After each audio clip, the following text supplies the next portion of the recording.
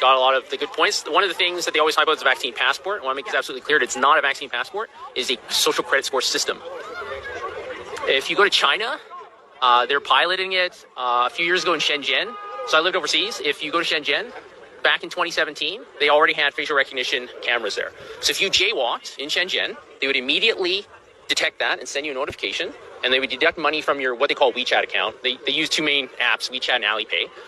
So you can actually deduct your money directly from your account. This is 4 years ago, so this is not like some sort of conspiracy theory. It's not something that's going to happen 10 years into the future. This happened pre-corona in China. And so this system in China that exists is extremely advanced. They can detect if it's a man or a woman. They can guess your age. They can detect what kind of car model it is, who the manufacturer is. This is a sort of technology that we see in all these dystopian sort of films and whatever. And people keep putting it off and thinking that this is something that's going to happen later in my kids' lifetime or my grandkids. It's already here. And if this gets implemented anywhere, especially in a Western nation, it's not going away. Israel is already talking about the fourth shot. Then they're going to be going to herpes, and they're going to ask if you're gay. They're going to be asking if you ate 3 pizzas this week because it's unhealthy. If you buy certain books from certain countries, your country doesn't like you, you'll lose points in the social credit score system. So this is already the reality of the world in certain places, and we need to be aware of that if we don't want that or if we do. And to be perfectly honest, anybody who wants this vaccine passport, it's a misnomer. It's total control.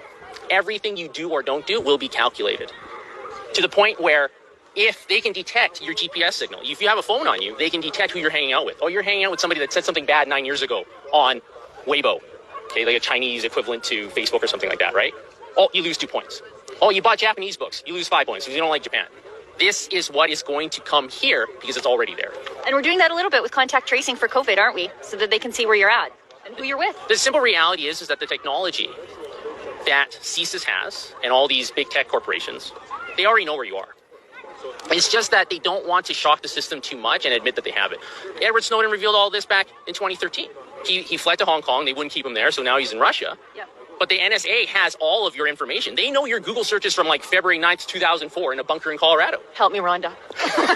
Right? They have all this information. So, but they don't, like in the US, they have the Fourth Amendment. They're not supposed to track you forever, right? So they pretend they don't have it, but they do. Yep. If they really want to utilize it, they can.